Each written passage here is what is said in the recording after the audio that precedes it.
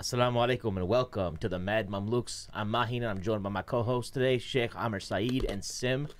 And before we start today's show, as always, we want to give a quick shout out to our sponsors, halfardeen.com for singles who want to mingle, Wahid for your halal investing needs, and mywasiya.com for your Sharia compliant, legally bound will.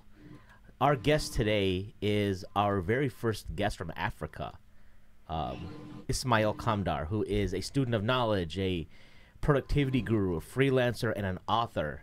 And, you know, a lot of y'all been asking for a guest from Africa, so we got you one. But he's actually Daisy like us. So all brown panel. Yeah, all brown panel. That'll be the next thing. So, Ismail, salam alaikum. Wa alaikum salam wa rahmatullahi wa barakatuh. Assalamu alaikum, Ismail. We first of all, we were scheduled to have you on a year and a half ago, and then unfortunately, Sheikh Amr decides to cancel it. They're gonna blame it on me. Just don't blame it on me. He was definitely the person to blame. Yeah, and so we apologize for taking so long to get you back on, but everything has appointed time, brothers. Isn't that right, Sheikh? You know, brother Ismail, you're the first person I learned from through podcasting. I don't know if you ever heard of the Muslim Life Hackers podcast. I actually you heard of it because you were on there, and I heard of you from that podcast, and I think it was started by a couple sisters, Mifra Maroof and Mahin something, and they started this Muslim Life Hackers podcast years ago. And this is when I first found out about Brother Ismail here. And I'm like, wait, this guy, he actually knows what he's talking about. And back then I needed some advice on stop being a loser in my life. And I would credit a lot of my success or whatever I've accomplished to this point to at least some of it to Brother Ismail here. MashaAllah. so South Africa, right? I want to hear a little bit about. He's like, okay, I guess. He's like, yeah, you're Still a what to loser. say to you guys starting with such a big thing that I'm going to be left speechless after that. Hey, you know, in America, we've heard a lot about South Africa as a great place to live and great place for Muslims. Like Azadville is named after Azad, etc. There's like cities that are Muslims. People go for Darul Ulooms to study. But what's your take on there? How long have you lived there? I know. Were you born there? Like, Yeah, my family's actually been in South Africa for a century. wow. Indians came to South Africa 100 years ago. I mean, you know the story of Gandhi on the train in South Africa in 1918 or something like that. So Indians have been here for a very, very long time. My family was one of those that came down in those days. So yeah, I was born in South Africa. South Africa it's a mixture. For Islam, it's one of the best places to live. I mean, we've got the freedom of religion without the Islamophobia. You know, we've got all those perks you guys get living in America for being in a country with freedom, in a country with democracy, with no tyrant rulers. But we don't have any Islamophobia. You know, Muslims are in parliament. Muslims are at the government level. Muslims are respected. Muslims are wealthy businessmen. We have halal restaurants of every type. You know, literally, we have to choose through like 30 or 40 places on a Sunday to decide where we're eating out. We have everything you need here in South Africa. So it's a mixed place. I mean, on the other hand, the understanding of Islam here can be quite extreme for people from other countries, especially for me, dealing with our local fiqh. And then there's the crime. Crime is our biggest issue here in South Africa. So, And you're it's all living in fear. Yeah. the listeners are commenting that it's also Dave Chappelle's hideout. Is it really? Yeah, actually, here's the funny thing. The Darul Uloom where I studied is the same place that Dave Chappelle converted to Islam and studied at, and we were there at the same time. But back then, I had no idea who he was. He was just some other Dawood in the class. You know, I had no idea. Who he was. Wow, that's amazing. Did he do the Alim program? Yeah, I completed the Alim program. No, Dave Chappelle. Did he do the Alim program? No, he didn't complete. He was there. He was just sitting in a few classes. Here and there Okay. I was about to say. That'd be like, hilarious. mufti. Dave Chappelle. He's like a mufti. No, when I Like saw if Dave that- Chappelle on Netflix, I'm like, okay, I'm not the worst guy to graduate from that institution. That's awesome. So tell us a little bit about your background. We were talking offline, and you had said something about, you know, you had revealed to us your age, and you're younger than us. But you say you live life like 10 years fast forward. Like, please elaborate. What do you mean by that? Yeah, so I started my Alim program when I was 13 years old. I started lecturing when I was 16, started doing dawah when I was 17, started my first radio program when I was 19. I graduated when I was 20, got married when I was 20, became a father when I was 21, became a published author when I was 25, started my own business when I was 27. And yeah, here I'm sitting at 32. And alhamdulillah, I think things are on track for me. Yeah. Alhamdulillah. Well, you got into this a lot of this life hacking stuff right when before it got really popular. It was, around the time when I would say Tim Ferriss and them were trying to really pushing out this whole 40-hour work week thing. Describe it to us 4 like hour work. yeah, 4-hour work week, not the 40-hour. that would be like the rest of us. So yeah, tell us a little bit about how you kind of got into that, and then you because So I got into that by accident. Actually, it's I work for the Islamic Online University of Dr. Bilal Phillips, and I started working for him when I was about 23, and when I was about 25, I got promoted to the head teacher position, and I wasn't prepared for that, for a management position yet. So I started reading personal development books like The 7 Habits of Highly Effective People, How to Win Friends and Influence People, The 4-Hour Work Week. I started reading all these books, and it completely transformed me in terms of my time management and my self-confidence and my ability to set goals, and even to my running, working for a management position.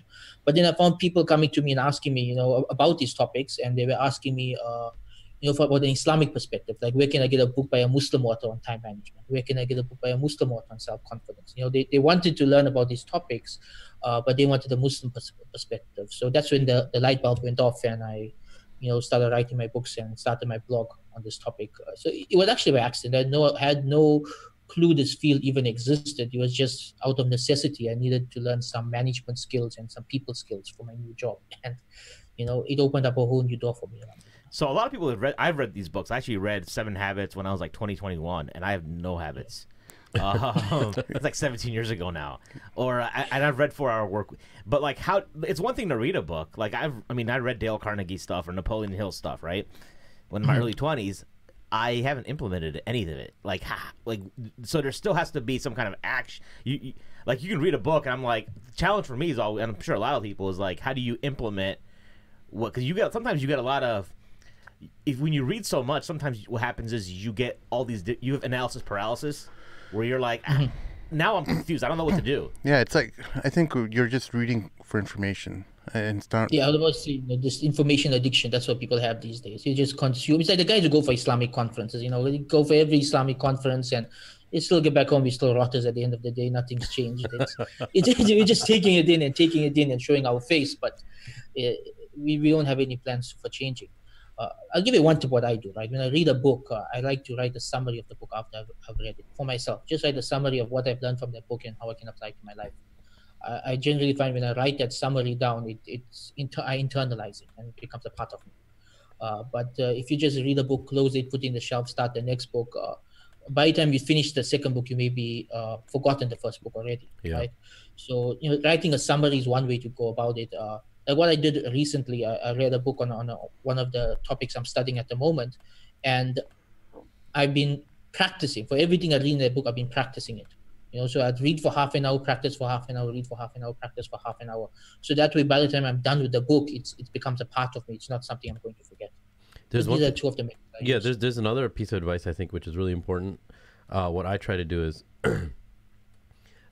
instead of reading like 5 or 6 books, whatever book you have, just try to implement that one specific book. Because what happens sometimes is when you go through, and I just think of it as the scholars suggested originally for students of knowledge, try in the beginning stages to the best of your ability, no matter how difficult it is, try to stick to one madhab when you're worshiping. Because what it does is it doesn't confuse you, it doesn't make you jump around a lot. What you can do is it actually makes you a very punctual person. So that's the same, I think, method that should be employed with a book, is you take the book, whatever it is, don't read anything else meanwhile, if you have a dilemma of, a lot of information consumption and not being able to implement, right? So what I do is, for instance, when it comes to whether it's Dale Carnegie's books of, how to make friends, or, you gave me that book by Cal Newport. Yeah. he makes it really easy. And so what I did was I wasn't reading any other self-help books, and I was only trying to implement what he gave me, no matter what people were telling me. So what that does, it makes it really, really easy. Because what happens is either I have a choice, because I have the same issue. Either I can read 10 books and implement barely any of that, or I could take one book and implement 10 habits in that. Right. You know what I'm saying? So I think that makes it a lot easier too. So, well, I've noticed this problem for a long time, and Brother Ismail, you know, this is going to actually lead to another question about how much improvement we can actually set out for ourselves in terms of percentage points. But I noticed that, you know, it's the same problem, that a lot of this stuff isn't really sticking in the mind.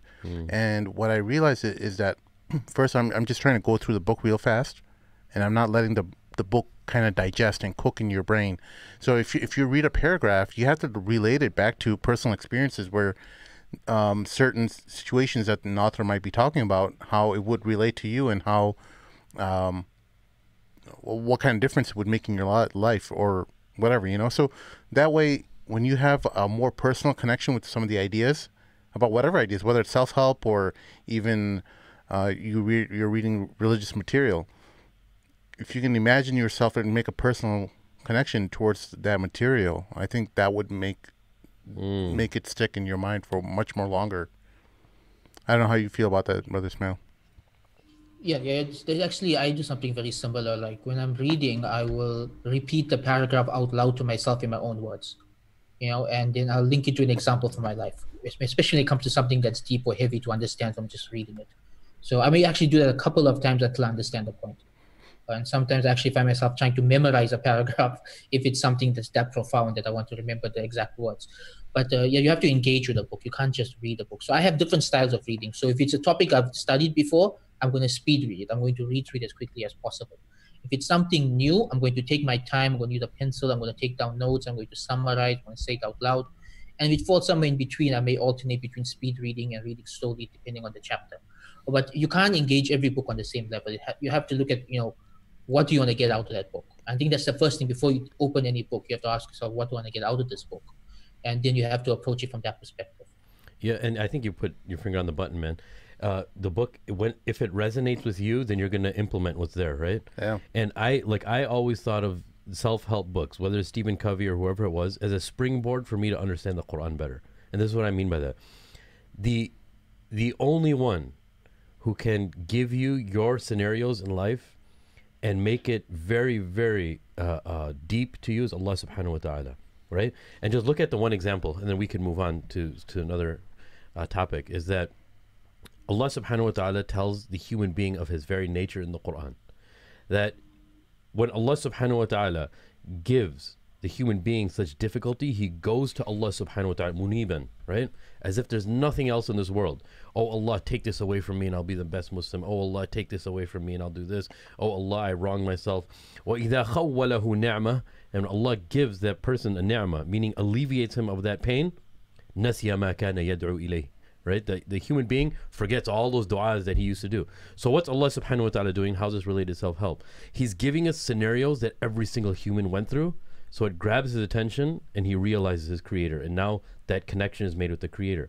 So the reason why I'm mentioning all of this is, if you want to have a better understanding of the Quran, or if you want to help yourself better, self-help books are a great springboard to understanding the Quran, and vice versa. If you embody the Quran, I think that's where Shaykh Ismail comes in, is that if you understand the Quran and then you need some supplementary proactive things to understand these self-help books, it'll actually increase your iman, even if a non-Muslim is reading it. Yeah. How many times was my iman, and I just had to sit down and contemplate, put the book down when I was reading Stephen Covey's books of 7 Habits. I was like, man, this is like some prophetic teaching. He has no idea. Yeah. Right? He's literally talking about the Quran and the Sunnah, and he has no idea. And the other thing that, I mean, this is completely off topic, is that somebody can be talking the language of the Quran and the Sunnah, and Allah subhanahu wa ta'ala may not give them hidayah because they didn't ask for hidayah, right? Yeah. The listeners are asking for a specific example, so let's talk about deep work. You read that.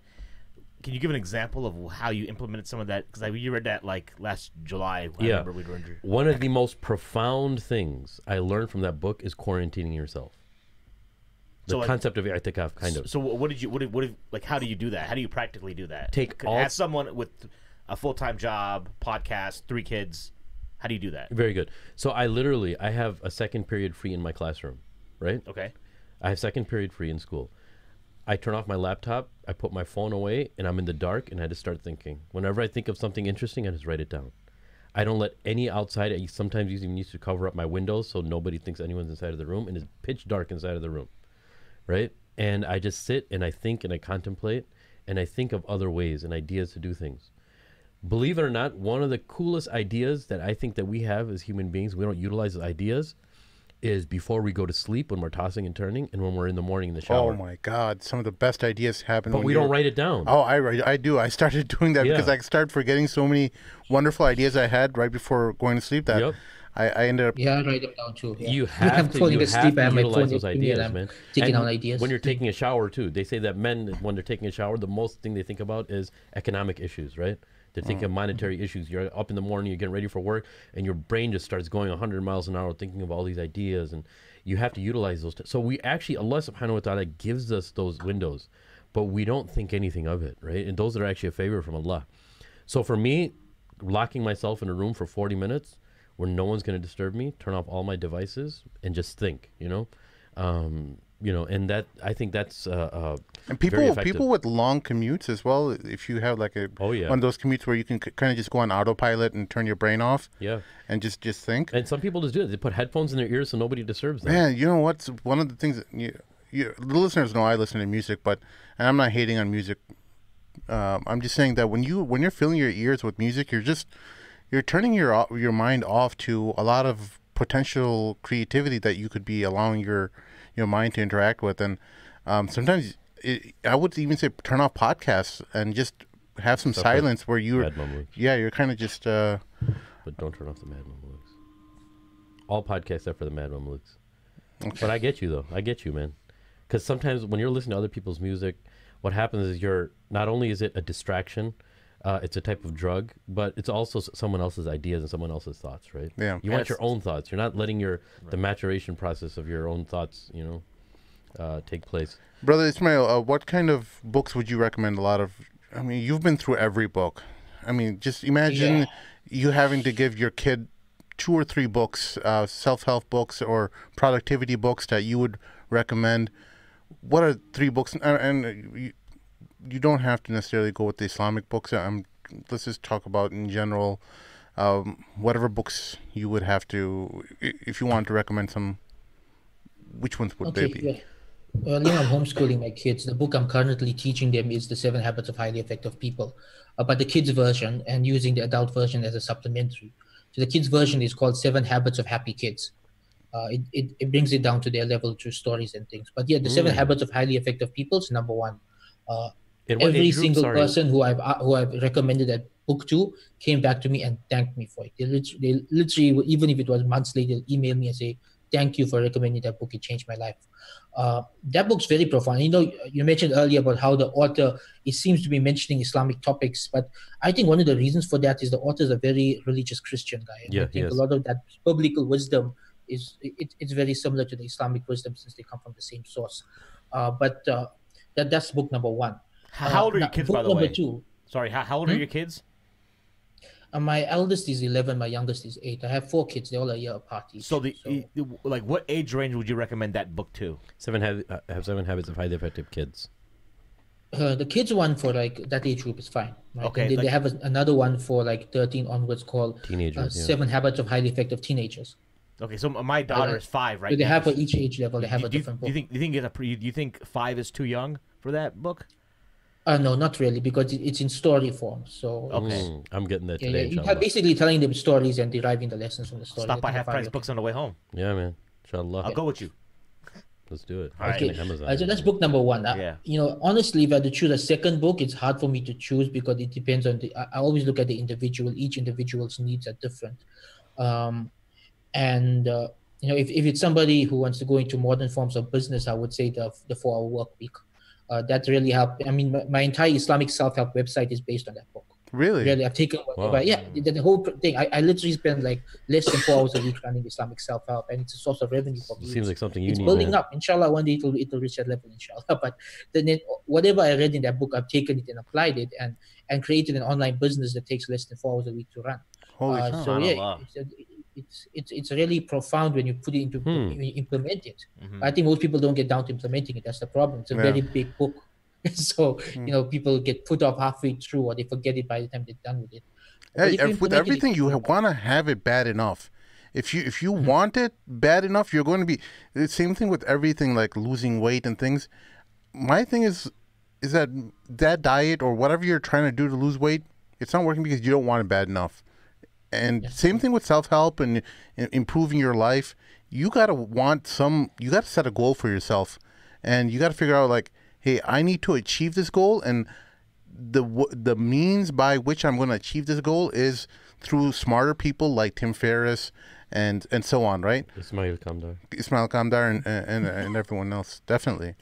So, I quote Dwayne Johnson on the side, The Rock. He says that you have to put your back against the wall. You have to make sure your back's against the wall. Otherwise, you're not going to get things done. Yeah. Throw yourself out there. Put yourself out in public and say, like, before we launched the Mad Mamluks, I purposely just went around telling people I'm starting a podcast because I did not want to back out. And I knew that the shame from backing out would be a way for me to make sure I implement this thing, It's beautiful, man. So I do the exact same thing. Like when I'm writing a book or when I'm making a new online course, I tell people that by March this course is coming out, or by June this book is coming out, and I post it all over social media. and the reason I do that is to force myself to get it done, because if I don't do that, there's going to be procrastination, there's going to be delays, there's going to be excuses. But once you've got the deadline out in public, it's going to be really embarrassing if I don't hit it as a time management guy. Yeah. Problem for me is I don't have shame. So, like, what do I do then? Ismail, you were given a heads up about Maheen before you got in here. He just started. He's just getting warmed up right now. You need a productivity buddy. Someone who slaps you in the face every time you fall behind. Yeah. Even then, I don't think it would affect him. No, He'd probably just laugh. He likes being dominated. That's true. In more ways than one. Anyways, and the third one. Yes. What's the third book? What do you think is the third book? I'm really, I want to say one of my books, but that would be. No, Then please. go ahead, say it. Please, man. This is why you're here. Yeah. Or if you want, You see, you can- most people go for my time management book, but honestly, personally, my book on self-confidence, I believe that's a much more that's a book that changed my life. If you spoke to me about 10 years ago or 15 years ago, I had no confidence at all. I mean, anybody who knew me in school, they're all shocked at who I am, because I was the mouse in my class. I was the quietest, most shy, most lowest confidence kid you'd ever meet. I was fat. I was everything, fat nerd who had no confidence. That's who I was. And so what I did during my 20s is every time I learned something that built my own confidence, I wrote it down. And eventually whatever I wrote down was enough for a book. And that became my book on self-confidence. It's called Best of Creation, an Islamic Guide to Self-Confidence. The alternate version is called Self-Confidence, the Islamic Perspective. There's two different headings because of copyright reasons, but it's the same book. Can you repeat the name of your titles again, please? The first one is Best of Creation. Best of Creation. Yeah, because the confidence model of Islam comes from the fact that Allah made us the best of creation. SubhanAllah. So our confidence is not in ourselves, it's in Allah and how He made us. It's a very different perspective from the Western perspective that I'm the captain of my own boat. I don't believe in that. Good. If people tell me I'm the captain of my own boat, I say, no, yeah, you may be the captain of your own boat, but Allah controls the waves. He's going to decide where you're going. Right? So we have to take into concept qadr and tawakkul and Allah and all of that. So I think what I've written in that book, no one's written about it before. And an Islamic conceptualization of confidence from a perspective of tawheed, qadr, tawakkul, incorporating all of that into a model that builds people's confidence. And what I found is, even though less people have read that book compared to my time management book, that's the book that people email me about and say, thank you for writing it. It changed my life. Thank you for writing that book. It's really made an impact on me. One sister tells me every single time she's going through depression, she reads that book. That's the book that she goes through. And what's the name of your time management book? That's called Getting the Barakah. Right? Getting the That's Barakah. the original. Yeah. The Best of Creation, Getting the Barakah, inshallah. Yeah, those are my two main books. All right. So something you mentioned a couple minutes ago is like it depends on where someone's at, what they're struggling with. So let's say, for example, I'll be honest with, like, one thing that intrigues me a lot is routines and really like being able to get up early. Like, you're the Jocko Willink and he gets up at 4:30 a.m. and then or people there's the 5 a.m. club. That's the whole thing now, right? People getting up really early and being able to get like work done before anyone else is even awake, right? And that's something I've struggled with for a long time, trying to like, I'm always like snoozing till the very last second. And like I'll snooze for like an hour and a half, 90 minutes. Every 10 minutes I'll wake up and then like run out the door and go to work late, right? So what kind of book, like, it's not that I don't know the value of waking up early, but you know all the concepts, you know everything, but where do you get that burst of energy from to do it and be happy with it? Occasionally, sometimes I'll get up at 4:30 and go to the CrossFit class at 5 a.m. But that's like, shoot, like maybe like once in a while. That's not gonna be. It's not consistent, right? So I think that's where that's what I'm struggling with personally. My advice is going to be completely off from what you want to hear. Firstly, I myself have the same struggle. I literally have the same struggle right till today. Like every Monday, I start my day at 5 a.m. and then on Tuesday, I wake up at 7 p.m. I can't do it consistently, even though I try. So I'm going to talk about a concept here. I can't remember if I got this from a book or from an online course, but this concept changed my life. And that concept is the concept of peak performance time. Every human being has a different peak performance time. Now, most of us know about the early birds and the night owls, right? Some guys are on the go early in the morning and some late at night. But there's a third type that we don't often hear about. They call it the bear, right? The bears are sleeping in the morning and they're sleeping at night. Yes. But in the afternoon, that's when they're getting their work done. That's when they're hunting. So in that sense, from a performance perspective, I'm a bear, and I'm suspecting you're a bear as well, which means that when I wake up in the morning, I am drowsy, I am sleepy, I'm not awake yet full. And by the nighttime, I don't want to do anything. I am finished. I just want to play video games or spend time with my wife and kids. I don't want to do work. So I schedule my most important work for the afternoon. Between 1 p.m. and 5 p.m., that's when I write my books. That's when I prepare my online courses. That's when I do my freelance writing. Whatever requires my strongest thoughts, I call it peak performance, high concentration tasks. Your high concentration tasks, schedule them for your peak performance time. So if you're a night owl, don't try waking up early in the morning. Do your high concentration tasks late at night. Yeah. If you are a bear, don't do your work early in the morning. Do it late at night. That's what I did today. Today, I only woke up at 8 a.m. But by 4 p.m., my entire to-do list was done. What I did in the morning was all the easy work, the work that I'm lazy to do, the work that gets done when you're half asleep. I did all of that in the morning. All of my main work, I did it after lunch. So you need to work on the afternoon to make it consistent. Well, actually, I have noticed, like at work sometimes around 3 p.m. or 4 p.m., people are like getting ready to go home. Often I'll get that second wind, and then I'll stay another 2 to 3 hours, right? There you go. Yeah, so maybe that's exactly what I'm talking about. Okay. See, so you are what we would call a bear. So own it. Don't worry about waking up early. Worry about what am I scheduling for what time of the day. Mm-hmm. What's most important, scheduling for that time of the day when you've got that energy, and you'll get done. Sure. I had a quick question. I don't know if you've read any of Tariq Suwaidan's books, but in the Middle East, and he's from Kuwait, he's been known to be somebody who's very big on business management and time management. I think some of his books have been translated from Arabic to English. What would you suggest for the Western reader, and generally this, would you think that that's a good, his methodologies are a good methodology to follow? I actually haven't read his books, so Okay. I can't really comment on that. One author whose books I like about business from the Muslim world is Mirza Yawar Beg. I don't know if you're familiar with Mirza Yawar Beg, no. from Hyderabad in India.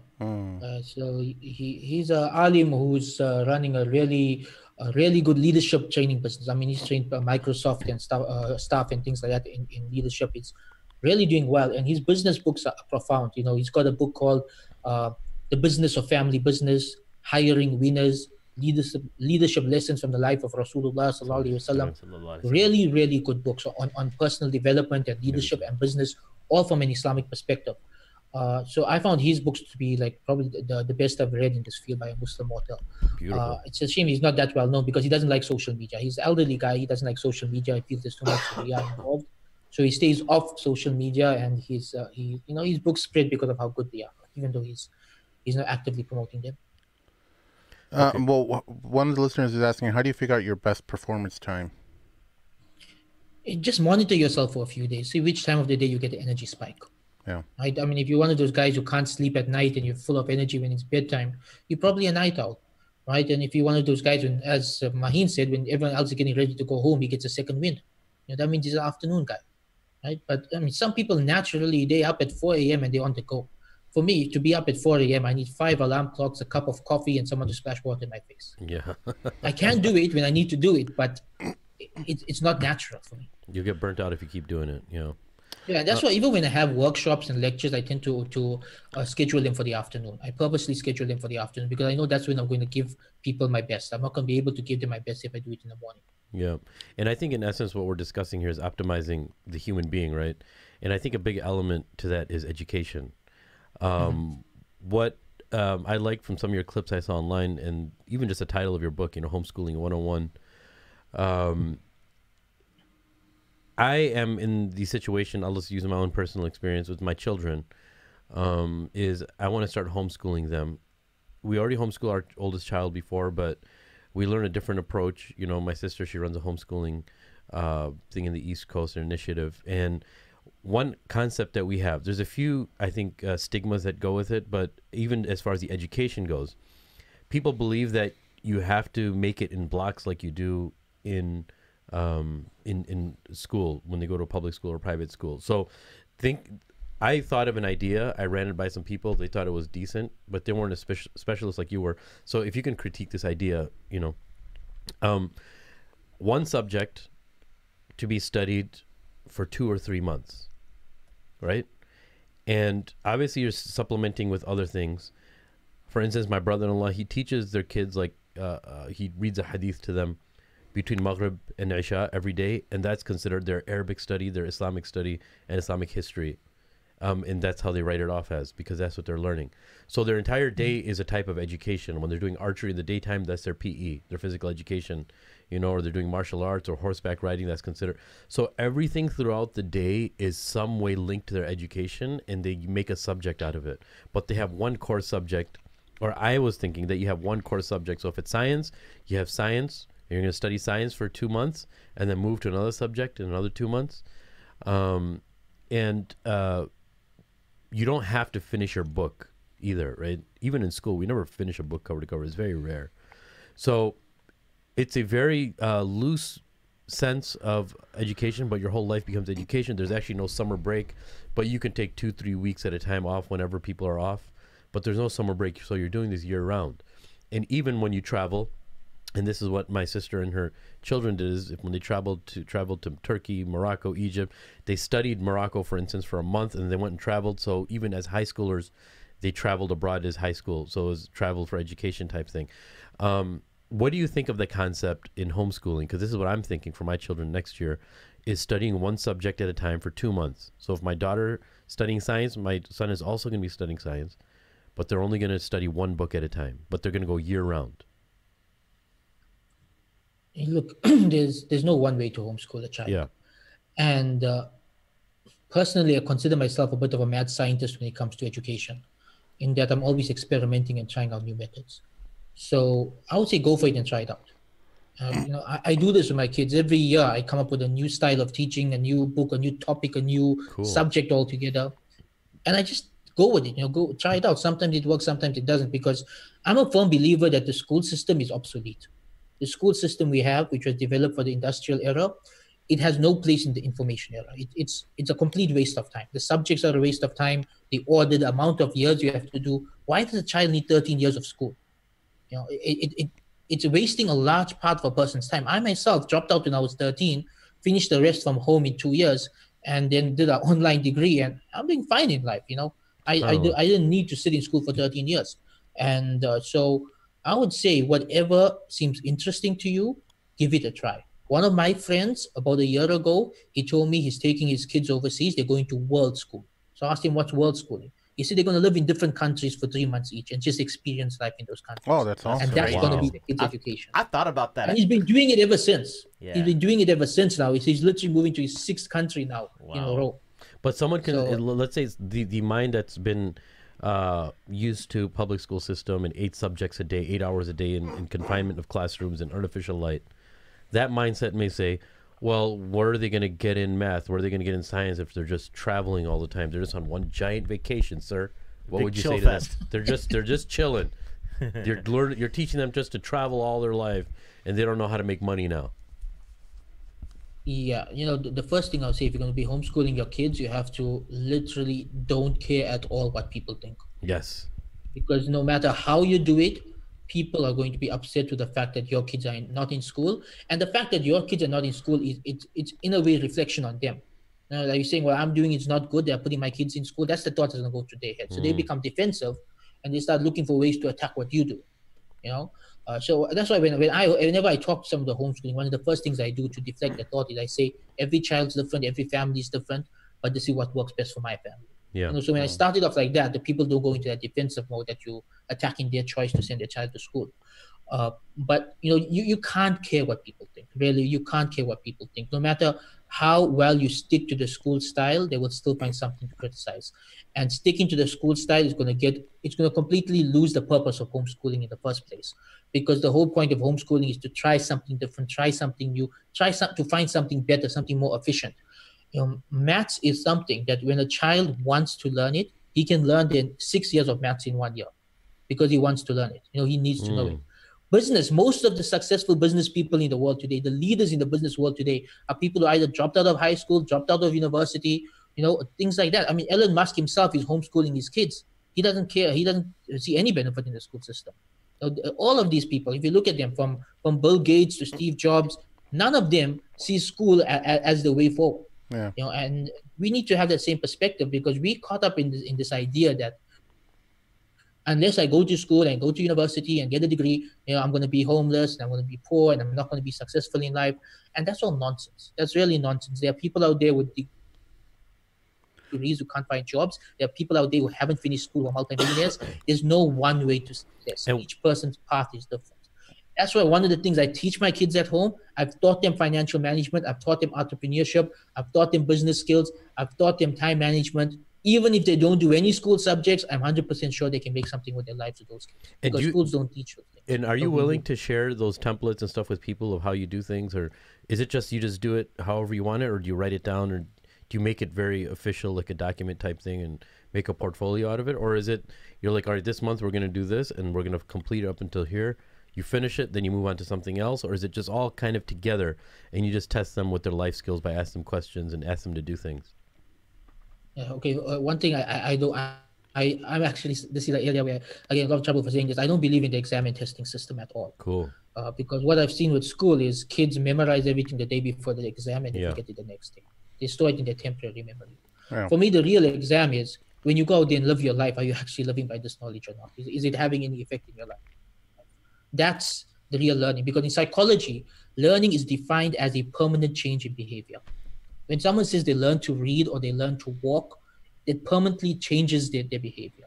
So if something hasn't permanently changed a person's behavior, it doesn't matter how well they did in a written test. You're right. They haven't learned it yet, right? Yeah. So I don't look at it. I just observe my kids, how they're living their life, what kind of people they are, how do they interact with the world, what kind of business ideas do they have, how deep they are in their understanding of Islam. I look at them as people, and I don't really care about the test scores. I do give them tests just for sake of that's a government regulation in our country, you have to do that.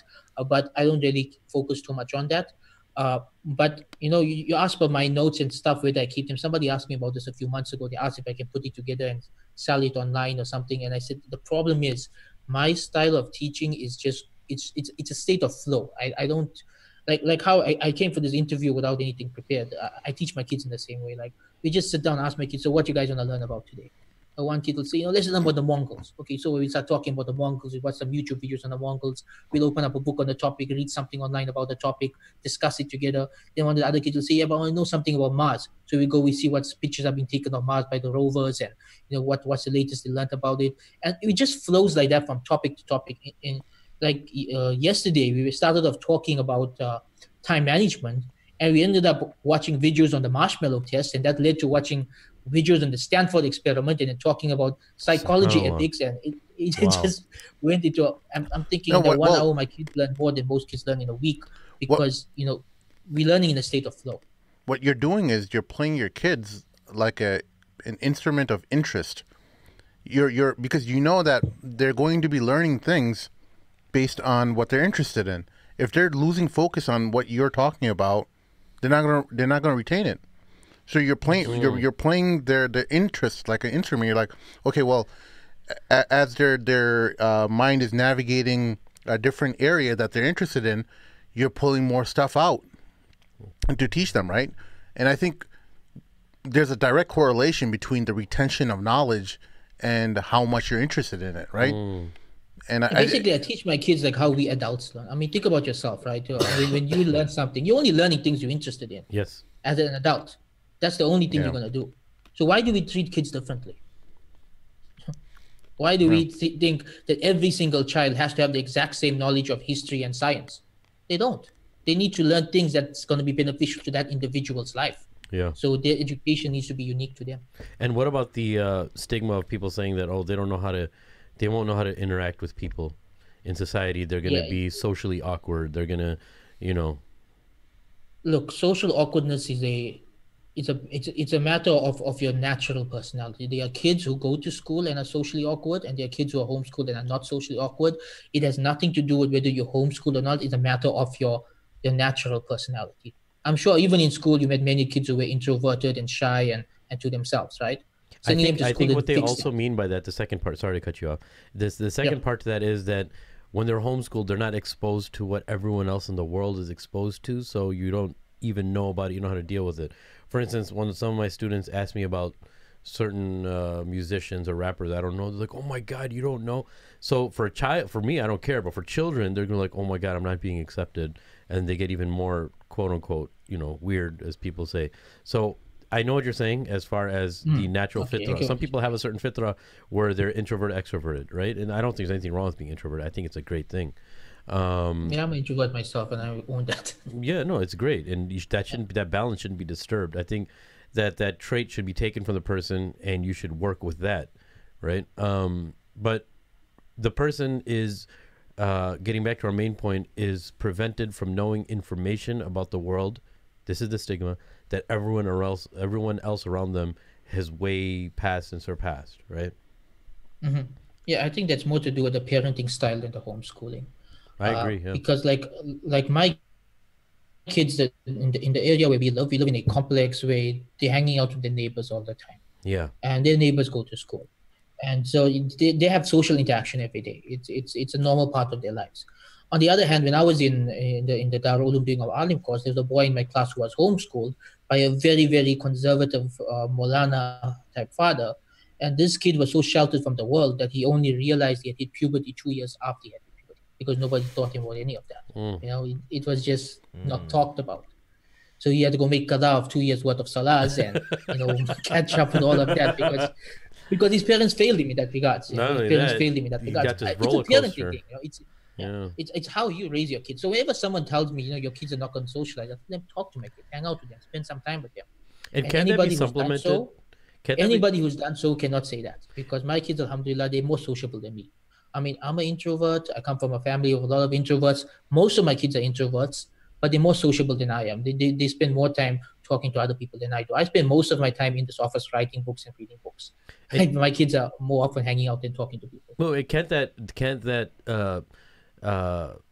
be supplemented by just putting your children in classes, martial arts classes, taking them to the library? They have library classes. They have a whole bunch of arts and craft classes all over the community. They have so many things going on. My kids do that as well. Yeah, they've been for soccer classes, swimming classes, martial arts classes. Exactly. They've made friends at all these different places. Whenever there's an Islamic program in town for children, I'll always send my kids for it. So, and I feel like there's plenty of opportunities for socialization. No, and I think it's the thing that you said. People, they're so used to going to schools that when you don't do it, they automatically reflect it on themselves and think that okay, they're kind of gauging themselves and think they're doing something wrong, and they kind of spew it back at you and try to make you feel guilty for it. But in actuality, I always thought of that as a weak argument. Oh, they're not going to have a social life. No, I mean, everyone goes out and talks to people. Everyone has friends. Everyone has relatives. Everyone can be enlisted in any type of extracurricular activity where you're dealing with children of your same age, older or younger, right? Take your kids to the masjid, interact with people. I always thought that was a weak argument, because it always came down to that. Oh, they're going to be weird socially. Yeah, but the argument actually comes from a American stereotype, because in the olden days, American stereotype was that the only homeschooling families were like these Mormons and these conservative Christians who kept their kids away from everybody else. And so that became the stereotype, that their kids are unsociable and they're weird. And so people began to think that all homeschooling kids are like that. But I think that's dying out. I don't think that really applies in our times as much, because what I've seen in the past 5 years is that homeschooling is becoming a lot more normalized than it was Yeah. when we were kids. Especially in like Washington D.C. and the East Coast, it's becoming very, and in California, it's really big too. So I think it's getting more traction now. There are some challenges. So like I know. So first of all, the brother that is taking his kid on his world tour, what does he do for a living to be able to do that? He works online. He's got an online job. You have an online job, you can be anywhere in the world. Yeah. And with a South African passport, there are many countries where you can stay for up to 3 months without a visa. So that's why he literally chooses 3 months per country. Wow. For all those type of countries. Just VPN, right, Sim? Yeah. That's all you But got. the internet in some countries is terrible. As Sim would agree with. It is. No, I think everywhere Look, in the world now, the internet is generally. Some, but not in India. I remember when you went to in Pakistan. South Africa, Pakistan, our yeah. internet would be Pakistan was better. so. Yeah, Mad frustrating. Mamloos didn't release an episode for a month because Sim was in Pakistan. He couldn't get like internet access. Yeah. Maybe it was just the area we're living in. No. It's It was in defense. It was one of the nicest places in Karachi. I mean, it was just like really bad. It was 3G connection. What am I supposed to do on 3G? I mean, it's better than a landline, right? It's Dial-up. better than dial-up, right? I think we're just you're spoiled now. You're comparing broadband to. I know. I think Yeah. we're just spoiled now, right? Yeah, but we still gotta like. I mean, but if you have an online business, you can't have crappy internet. Oh, that's right? true, yeah. You know what I'm saying? You It can't. depends what kind of business it is. I mean, if you have a business where you're selling online products, if there's no live streaming involved, then you don't really need that good internet. If most of it's automated and handled by bots and things, you don't really need. You only need internet to access your website and your email. You know, Okay. Any kind of internet will suffice. It's crazy how good your internet is because you're like in South Africa right now and your feed is crystal clear. Yeah, we had that. We had a brother like a couple weeks ago who was in the U.S. and it was like cutting in and out. Yeah. And I was like, what's up? He's like, he's calling from Bangladesh or something. Yeah, right? Pardon the American ignorance. No. No. And, But, in South Africa, you're we in do have South a Africa. problem We didn't with expect it to be that Our good. problem is that it's expensive. Internet here in South Africa is ridiculously expensive. I can afford it, but if you had to try interviewing the average South African, let's just say that most people would not do a video call because internet is just too expensive here. It's not that it's not fast. It's just that the prices are ridiculously high compared to any other country I visited. Yeah, and you were mentioning before we started the podcast, just on the side, that you had a pretty rough life, coming up, and mashallah, you've accomplished so much, right? You were just telling us you lived in a part of South Africa, which is not too far away from where you're living now, where you had many difficulties and part of rough Durban. life. Yeah, part of Durban. Yeah. Can you just elaborate on that and maybe how that made you into the person that you are now?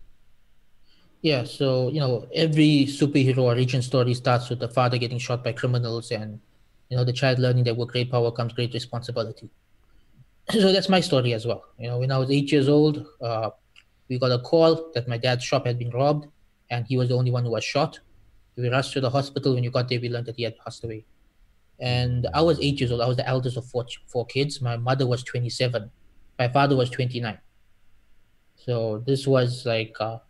This was one of those life-changing incidents that nobody forgets. And my mom raised us on her own. She started an Islamic school the next year to have a source of income, which she's running right until today. It's one of the most successful Islamic schools in the country, alhamdulillah. SubhanAllah. And she wanted me to study Islam. Actually, when I started studying at the age of 13, to be honest, I didn't want to do it. My mom made me do it, and I'm actually grateful for that. Back then, I didn't understand it, but now I am. But my mom didn't like high school environment. She didn't want me in a high school environment. She wanted me in an Islamic environment. So she pulled me out of high school, put me in the Alim program, and made me complete my high school from home. And looking back, that's one of the most beneficial things that happened to me. I mean, I have a lot of horror stories about those 7 years in the Alim program because I believe that system is really outdated that they're using even more than the school system. But I'm really grateful for the fact that I spent my teenage years in an Islamic environment and not in a high school environment. I think I would have been a much more messed up individual if I had stuck around for even 2 more years of high school. Yeah. So yeah, my father died. My mom had to raise us on our own.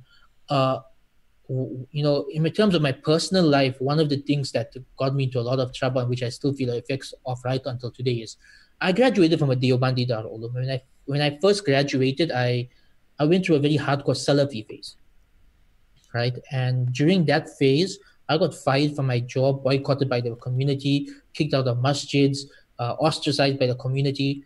And even though I've moved past that phase, I didn't return to Deobandism, but I left Salafi label I'm somewhere in between at the moment. I don't really have a group. My standing in the community never changed. Right until today, people look at me as a Salafi guy, and the guy who works for Dr. Bilal Phillips.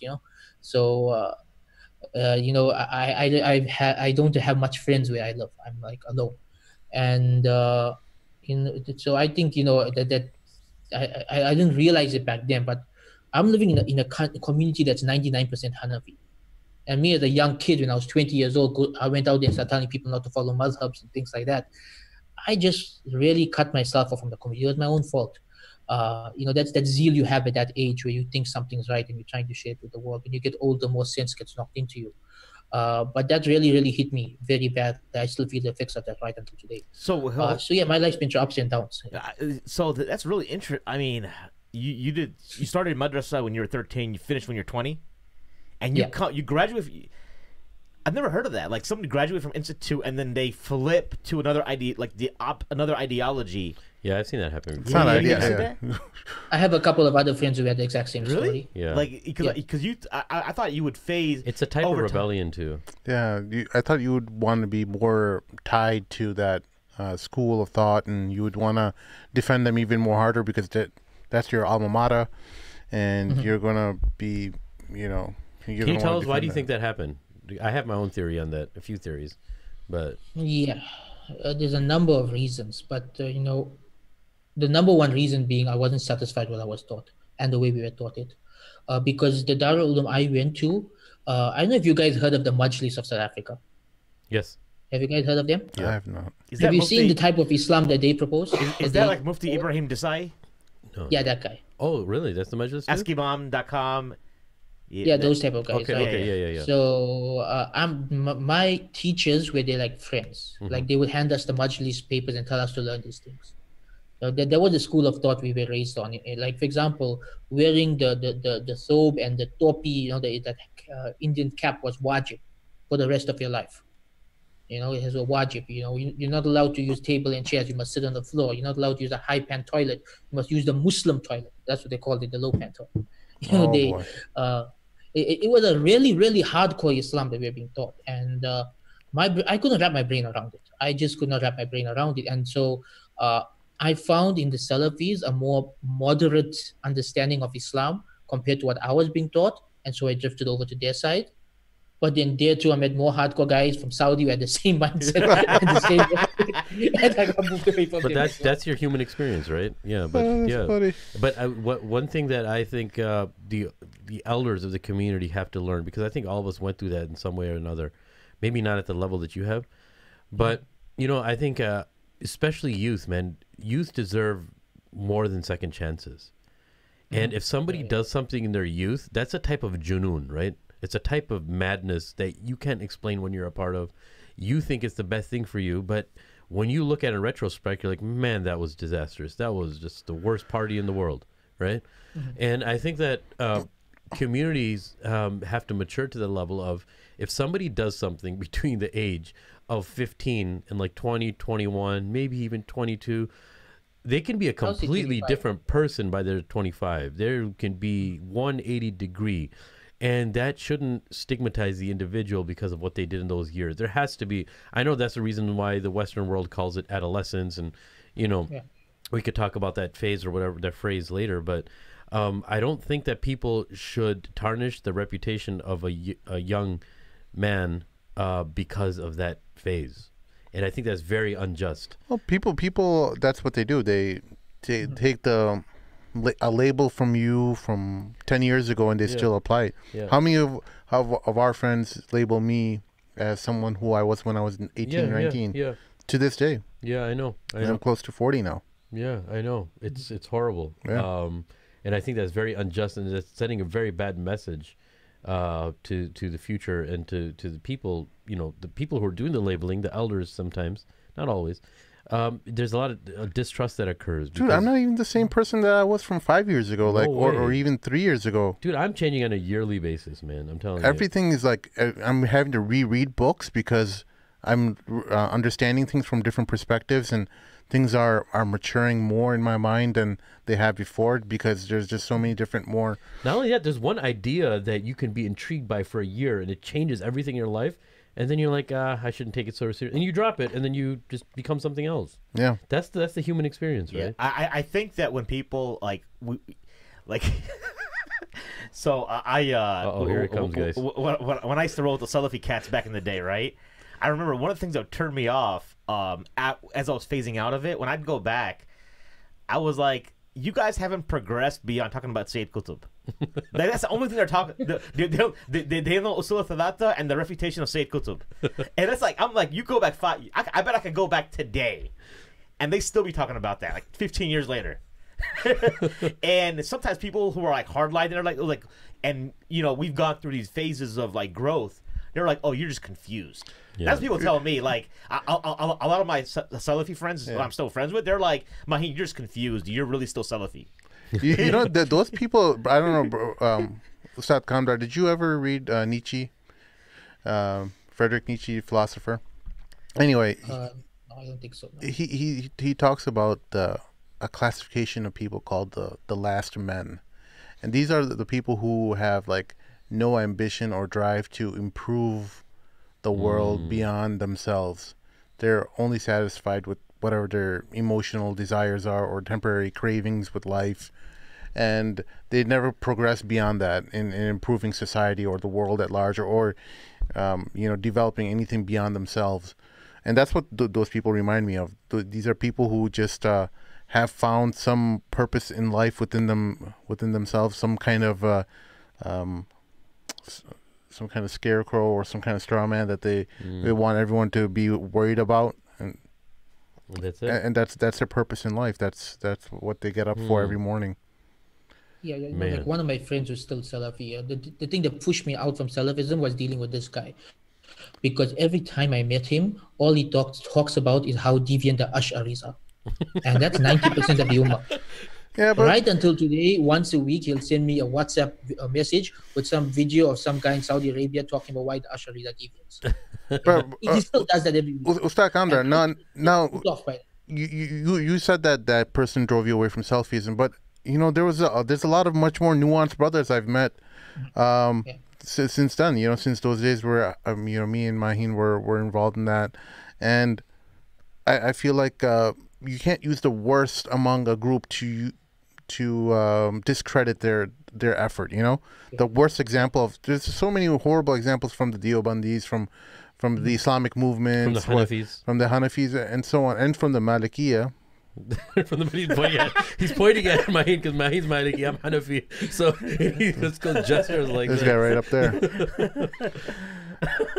There are some horrible Malikis out there. Yeah. But what thing about Salafis though? The thing is, people who've always, I feel like people who always have called themselves Salafis have always been like on this tip, right? Like a Yasser Qadi, for example. Let's take Yasser as a case study, because you know I've known him for like 12 years. So he's someone who's evolved as kind of like people have seen like his change, right? But he's never really attributed himself to a Salafi label. You know what I'm saying? But if you talk, actually, let me tell you something. Yasser Qadi, alhamdulillah. In October last year, he came to Durban. Sure. So 2 months before that, I sent him an email saying, "Can I hang out with you in Durban?" So he said, "Sure." So I spent a whole day and a half with him, and by the end of the day and a half, we realized something. He and I think exactly the same when it comes to understanding of Islam. It's like we went through the same journey and we had the same point in terms of how we view Islam. Like I say, I'm not Salafi, but honestly, I still follow the Athari Aqidah. I still don't have a madhab. My community still calls me Salafi for that. He's at the same point. I just pushed away from that label because, you know, as Maheen said, people who hold to that label generally have a sectarian mindset. I can't live with a sectarian mindset. I live in a 99% Hanafi community. If I'm of that sectarian mindset, that only the Salafis are firqa najiha, as they like to say. You know, I'm saying 99% of my family and friends and neighbors are going to hell. Right? Yeah. I can't live with that. It's mind-boggling to me seeing all these pious people praying 5 times a day in a masjid and saying that they're going to hell because they're following a madhab or because they're born into an Ash'ari family or something like that. I can't wrap my head around that. Yeah. I got a funny story for you. This is one of these stories that, like, when I actually thought about it later that day, when this guy I was talking to a brother, right? And this brother's a white convert, and he told me 2 things that day. First of all, he's like, "Yeah, mashallah, my parents became Muslim, but unfortunately, they passed away before they learned about the Dawah Salafiyah." Oh, number 1 point. Okay. Number 2, he said, like, you know, the Hizbiyun, they always talk about like they memorize the Quran. and I guess that's all right. But we memorized Usul al-Thalatha. Like, what good is the Quran going to do for you if you don't know Tawheed? And then I was like, wait a second. And then this other, and like literally within the same week, another brother was like, the Hizbis, all they talk about in their khutbah is about akhlaq. Wow. So I was like, and then I was like, there's something like really screwed up here. And people are like, it's like, because you hear these really ridiculous things, but. And they're all confirming each other. Yeah. They're all like egging each other on and telling. So the next person is trying to outdo the other person, their ridiculousness. Yeah, and I don't want people to think that we're just Salafi bashing here. No, and this is the extreme part of Salafism. I listen. Many of the listeners know that we have a lot of Salafi friends as well, and we do our best to bring everyone on. Labels. We're label blind, we're color blind, we're everything blind. Gender blind. Whatever you mean by that, but I don't know. No, you see, like I'll give you another example, like what Maheen mentioned, right? I went out for pizza the other day with this guy who's studying in Riyadh, and we're having pizza. He told me if only people understood the Salafi understanding of Tawheed, Asma wa Sifat, they would not get addicted to drugs. And I just sat there trying to figure out what the hell did this guy just say. I have no clue what Tawheed, Asma wa Sifat, the Salafi understanding has to do with drug addiction. But they're so caught up in that this understanding of Tawheed solves all problems that they don't see every other aspect of the religion. I mean, mashallah, the understanding of Tawheed is good. I actually agree with the understanding of Tawheed. But I don't see it as a solution to every problem. I mean, psychology is there for dealing with drug addiction, not Tawheed. That's a separate topic altogether. We got a guy in Chicago who said obsessed on one topic. That's the problem, being obsessed on just one part of the religion. Some groups just obsessed with jihad, some just obsessed with Tawheed. Or spirituality.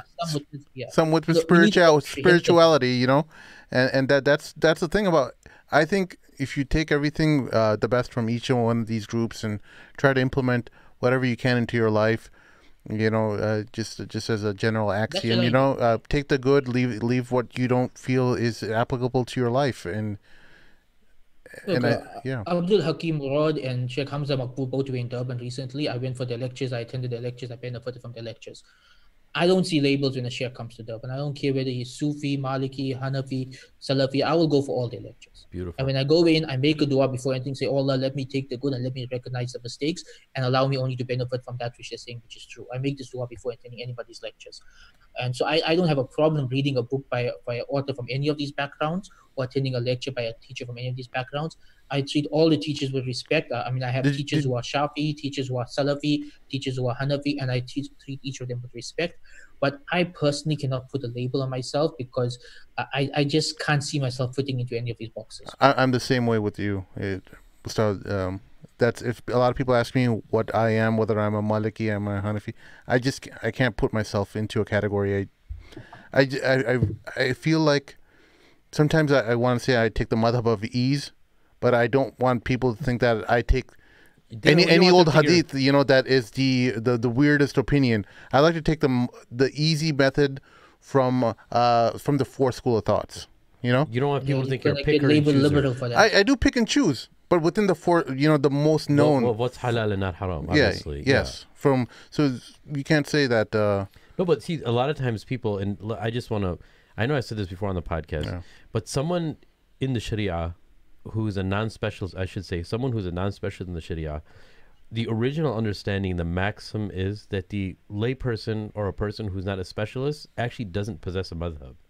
Yeah. What's asked of a layperson is just to go to the person of knowledge, or to go to their local imam if he's a person of knowledge, ask him, and that's what you have to follow. Go to your mufti, and just whatever. You're not supposed to ask him, is this from this madhab? Is that even the point of, and I know that the Salafi brothers have a point of contention here, but the people of madhab actually say that the layperson doesn't even have to ask for evidences, because if somebody gives them an evidence, can they know of if it's sahih or da'if? Even if the person was to ask, okay, this hadith you're giving me, oh imam of whatever masjid, is this hadith sahih?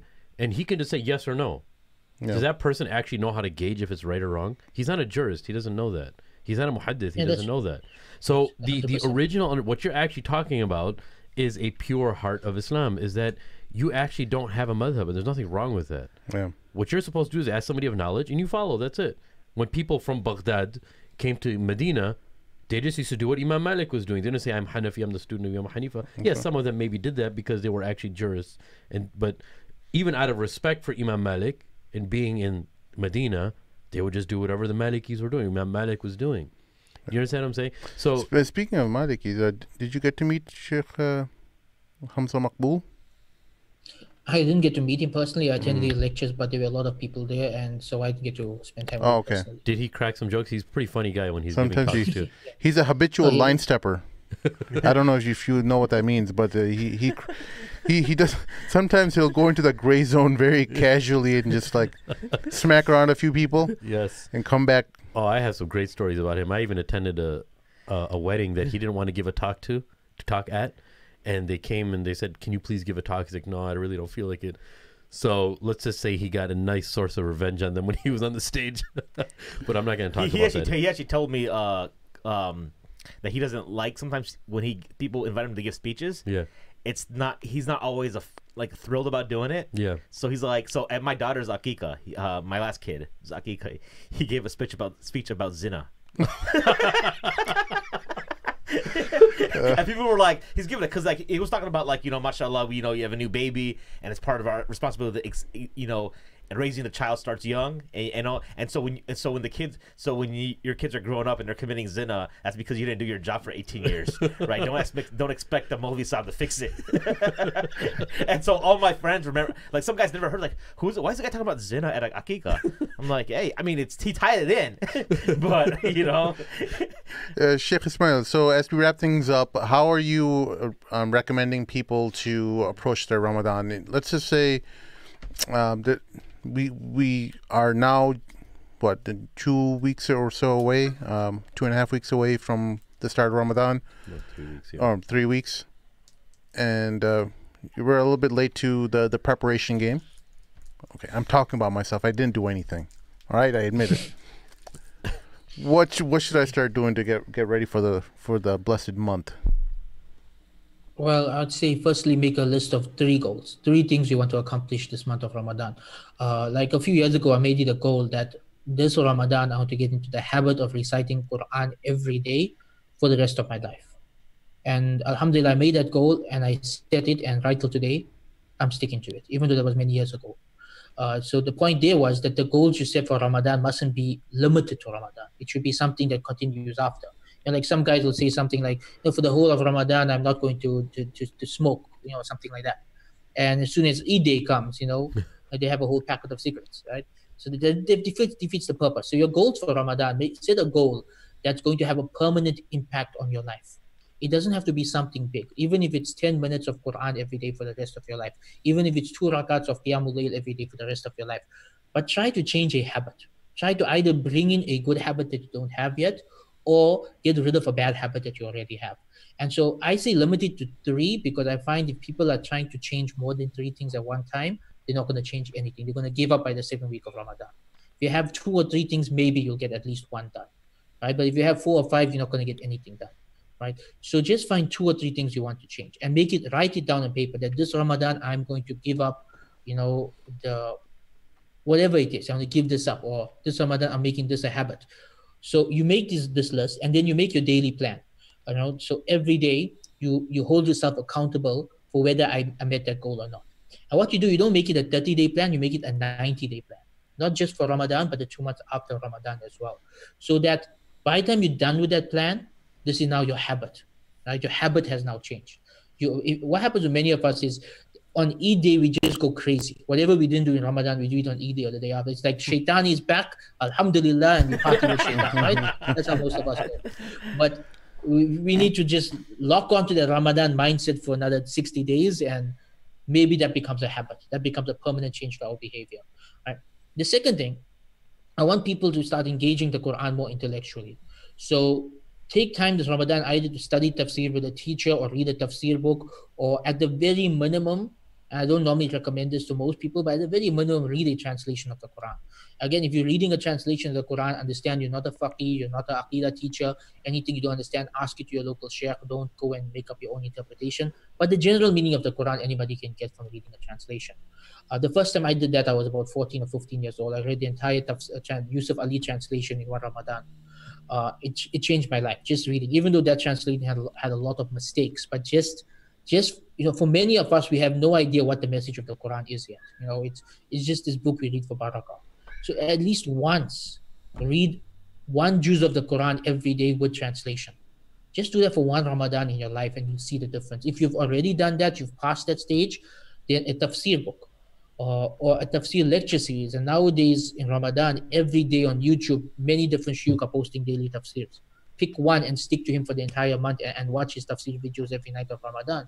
So that the point is, by the end of Ramadan, your understanding of the Quran needs to be much, much deeper than before. This will inshallah transform you. So number one, habits, and number two, Quran. These are two things that we should really focus on in Ramadan. Building good habits, getting rid of bad habits, and connecting with the Book of Allah. I think these are the most important things. And are there any resources to your material that you would recommend to our listeners? Where can they go? Are your books on Amazon? Yeah, my books are on Amazon, but I also have them available on my website, IslamicSelfHelp.com. That's my personal website, IslamicSelfHelp.com. I have my ebooks there. I have my online courses there, my blog posts. People can hire me for freelance writing through that website as well. It's basically my source of income, how I support my family. So I have online courses there on homeschooling, on time management, on self-confidence, on self-publishing, on the Islamic Golden Age. That's my latest one. I have ebooks there on time management, homeschooling, self-confidence, tafsir. I have a tafsir ebook there called Themes of the Quran that I wrote in Ramadan, which is 30 chapters, one for each day of Ramadan, which gives a summarized tafsir of the entire Quran. That's beautiful. And so I have all of this. It's all on my website, IslamicSelfHelp.com. Alternatively, the books are available on Amazon as well. Either way, I try to get it available in many different ways as possible. Some people, at least once a month, I get somebody from India or Pakistan send me a message saying, "Brother, why are you charging for ilm? This is haram," right? And as an author who's trying to support my family and write as many books as possible, you've got to put a price tag. I'm charging $6 an ebook. I mean, come on, how many people can't afford $6 an ebook? You buy a morning coffee with $6. Y'all don't know how hard it is, man. I used to be one of those kids when I was younger, though. When I was like, in my 20s, early 20s, I would be a little bit more critical about people making money regarding books and stuff like that. But now I realize like how difficult all this work is after starting my this podcast and realizing how much time goes into every single thing you want to do. All the different, one little change in the format causes ripple effects through your life. Yeah. And the amount of time you have during the day towards just your family starts getting restricted. Yeah. So y'all make sure you check out Brother Ismail's website, IslamicSelfHelp.com. All right. So we'll wrap this puppy up. Jazakallah khair, Shaykh Ismail Kamdar, for coming on after your busy work day, I assume. Morning over here in the States. And before we wrap up here, we got please donate. As we're talking about money now, we need money. Invest. We need money. Yeah. That was a great segue. Patreon.com. Yeah, Patreon.com. / the Mad Mamluks. Yes, sir. Wait for that. And by the way, people, I myself donate every month on Patreon.com to the Mad Mamluks. So what's your excuse? Thank you so much, Appreciate Ustad. We're undeserving. I'm so serious. Like that. When I saw you as a donor, I'm like, oh my God, Ustad is helping us out here, and all the way from South Africa. Like there's guy. Y'all got helping America. I know, man. If you guys got Donald Trump, you'll need Africa's help. Look, I like that shit. There's many more efforts out there that are much more deserving of your big bucks. We don't want a whole lot. Just a few bucks a month. Give us your I only give to the websites that I believe are doing great work. Yeah. I listen to Mad Mamluks once a week, and I believe in the work you guys are doing. So that's why I give money towards the cause. And really, I believe we need to stimulate the Islamic economy. If people buy my books, I have money to give to you guys. You all have money to spend on better productions. You all have money to give to other guys. They can produce their things, and that's how the Islamic economy grows. The day we all start asking for freebies, fi sabilillah, everybody goes poor overnight. Yep. Everybody. On that note, we need to get out of that mindset. I will buy one of your books today. Inshallah, me too. Inshallah. I will. All right, take care now. All right, for brothers. Listeners out there, for our special guest Sheikh Ismail Kamdar, or my co-host Sheikh Amr Saeed and Sim. This is Mahin signing off for the Mad Mamluks. Assalamu alaikum. Assalamu alaikum.